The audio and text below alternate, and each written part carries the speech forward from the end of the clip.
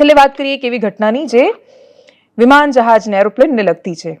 વિમાનની વાત આવે એટલે આજકાલ તો સખત ફરિયાદો આવી રહી છે. તમે પહોંચ્યા જ હોવ, તમારે 30 મિનિટ હજી બાકી હોય છેલ્લે તમારે બોર્ડિંગ કરવાની, અને તોય ફ્લાઇટવાળા એવું કહે કે નહીં, તમારે 45 મિનિટે વહેલા આવવાનું હતું, અને ફ્લાઇટ ત્યાં છે, રનવે પર છે, અને તોય તમને ન બેસવા દે ને ઉડાડી દે. પૂર્વ મુખ્યમંત્રી રહ્યા હોય 2 વાર, દેશના કૃષિ મંત્રી હોય ને એને એવી સીટ આવે કે જે સીટ બેસવાના લાયક જ ન હોય, અને એ માણસે ખૂબ અગવડતા સાથે મુસાફરી કરવી પડે. એ માણસ ટ્વિટર પર પોતાની ફરિયાદ મૂકે અને ફરિયાદના નીચે પણ એ જ પેલો ટિપિકલ મશીનવાળો જવાબ મળે. નિરાકરણ અથવા ફરીથી આવું નહીં થાય એનું આશ્વાસન, પેલું ટિપિકલ એક મેસેજ જે લખેલો હોય એ મારી દેવાનું મશીનથી. સંતોષકારક જવાબ ન મળે કે ફરીથી એવી સગવડો ન મળે.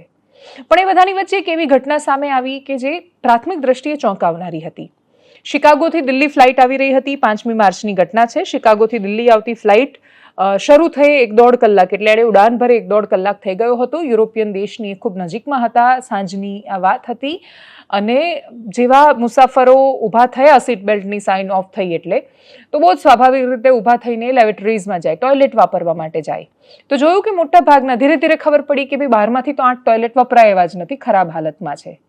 એ ખરાબ હાલતમાં રહેલા ટોયલેટમાંથી એમણે સતત ફરિયાદો શરૂ કરી. ફ્લાઇટની અંદર કેઓસ થઈ ગયો, કેમ કે શિકાગોથી છેક આવવાનું હતું એમણે દિલ્હી. બહુ જ લાંબી મુસાફરી હતી. યુરોપમાં રાત્રે ઉતરી ન શકાયું. 1-1.5 કલાક ઉડાન ભરેલી ફ્લાઇટ ફરીથી પાછી શિકાગો એરપોર્ટ ગઈ. એર ઇન્ડિયાની ફ્લાઇટ હતી. એર ઇન્ડિયા પર ખૂબ બધા પ્રશ્નો થયા. એર ઇન્ડિયાએ એનું જો મીડિયા સ્ટેટમેન્ટ આપ્યું છે એ તમને કહેવું છે. મીડિયા સ્ટેટમેન્ટમાં સૌથી પહેલા એરલાઇનની સૌથી મોટી નિષ્ફળતા એ છે કે એમણે ઉપડતા પહેલા ચેક કરવું પડે કે ભાઈ બધા ટોયલેટ સારી રીતે ચાલી રહ્યા છે કે કેમ. એ નથી કર્યું, એ એમની સૌથી મોટી નિષ્ફળતા છે.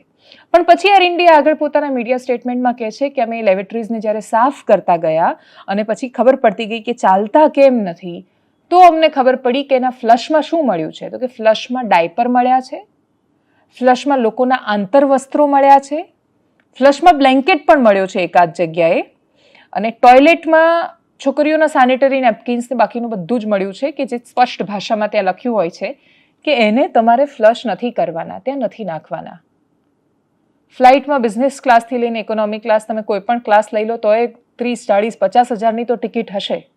અમેરિકા જઈ શકે ને આવી શકે એવા માણસો જ્યારે મુસાફરી કરતા હોય તો એમની પાસે એટલો તો કિંમતી સામાન હશે જ કે જેનાથી આપણે એવું માની શકીએ કે એમને શિક્ષણ મળ્યું છે એવા માણસો એ હશે.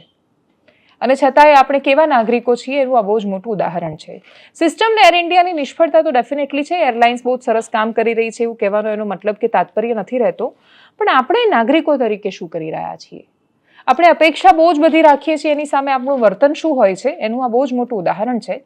અપેક્ષા રાખીએ કે આપણે આ વિષય પરથી અને આ વિષયની ગંભીરતાથી આપણે એટલું સમજીએ. આપણા રસોડામાં આપણે જ્યારે ન નાખવાનો સામાન સતત નાખ્યા કરીએ, પેલા એમાં વોશ બેઝિનમાં જવા દઈએ સતત, એના પછી શું પરિસ્થિતિ થતી હોય છે?